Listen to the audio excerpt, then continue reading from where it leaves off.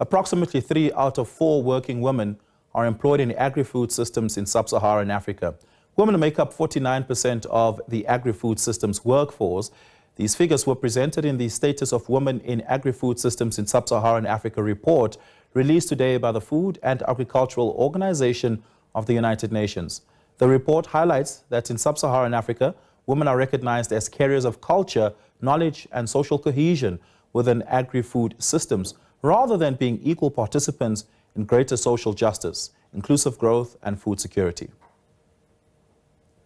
While women make up almost 3/4 of the workforce in food processing and services, the figure dropped to only 3% in transport, highlighting the tendency for women to be concentrated in roles closely aligned with domestic and reproductive work.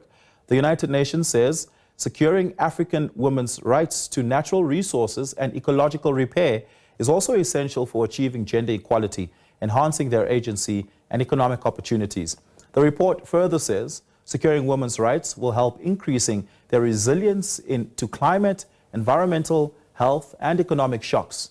Meanwhile, more than 90% of women employed in the region work in the informal sector. Their work remains largely under-recognized and undervalued, which limits women's visibility and influence.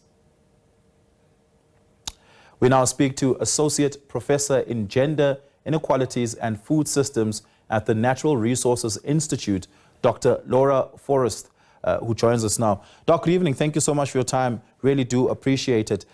Give us a sense of what the typical informal labor work is that women in agri-food systems occupy. That's a good question, and thank you so much for having me. I think all you have to do is look around the streets and the communities within different areas of Sub-Saharan Africa, and you can see women's labor everywhere. So it's on the farm, they're processing food, preparing food for our tables every day, and they're retailing food and trading food. They can go anywhere from smallholder farmers to casual laborers on farms, all the way to large-scale agri-food industry. So women's role is extremely diverse and is everywhere. Yeah, women, the equitable share of women working in food systems is 50%, just about 50% of the entire sector. But their equity seems to be much lower than that. Give us a sense of why that's the case. That's right. So what you said is their labor is incredibly precarious. So they're largely in the informal sector, lower paid, low protections, lack of stability, and often under really difficult conditions and often exposed to various forms of gender-based violence. So at the root cause of all this, like in many places of the world, is usually very punitive gender norms, which devalue women's labor, often in productive work, but also in reproductive work, and devalue it to such an extent that segments women in these areas of the labor market. Yeah, and more than that, a lot of this goes back to ownership, right? There's a big conversation in South Africa about land reform, but also changing the ownership patterns to address gender disparities. That might not necessarily be a conversation across Sub-Saharan Africa, but remains an important one. How much of the land that is processed and worked on by women are actually owned by women in Sub-Saharan Africa? Yeah, again, excellent question. I think the land ownership is a problem throughout Sub-Saharan Africa.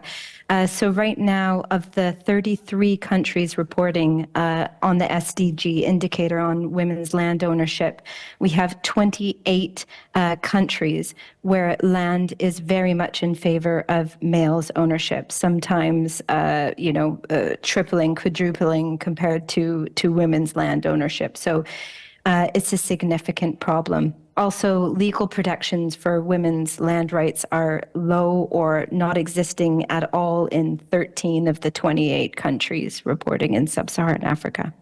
And there's an inextricable link between the precariousness of women working in this sector, but also food insecurity disproportionately impacting women.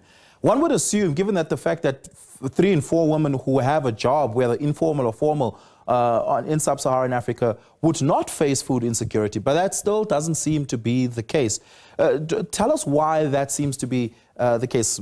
Also, I mean, what I picked up from the report, a staggering statistic is that more than 11 million women on the continent are anemic as a result of food insecurity.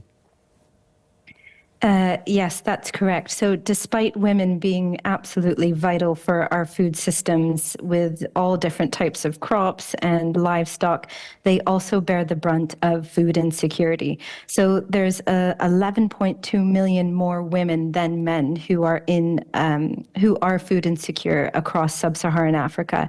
And Central Africa faces the most pervasive levels of food insecurity and the largest gender gap, 78.9% for women and 75.4% for men. And again, the barrier, the cause of a lot of this is related to gender norms at various scales, from not just household and community level, but all the way up to statutory requirements and legal frameworks, which don't recognize women as people as having the right to inherit land, having the right to social protection and decent work. Yeah. All of that falls under the theme of limited visibility, because ownership means greater visibility, lack of ownership means limited visibility. What would the change in the visibility of women in agro-food systems result in if it were to change drastically? I think visibility, even going beyond visibility, would be women's representation and meaningful leadership. So some of the co-authors report, the African Women's Research and Development Organization, we work towards the promotion of women's leadership in agri-food systems. And I think it would show profoundly different choices and policies, perhaps reflecting women's very diverse interests, prioritizing, for example, social protection and climate adaptation policies, and along with supporting women as both individuals, for example, as entrepreneurs in agri-tech industries, but also women's collectives. So I think you'd see a very different food system with women's visibility and recognition. Let's talk about off-farm employment, jobs related to processing, packaging, and distribution. Those jobs are more linked to industrial labor rather than agro-food or agrarian labor in its traditional sense. And we often look at the support required for that to be different. Packaging takes place in a factory of sorts, or at least packaging production takes place in a factory rather than necessarily on a farm in a traditional sense. Where is the policy disparity in giving industrial support to women in those parts of the agro-food systems ecosystem?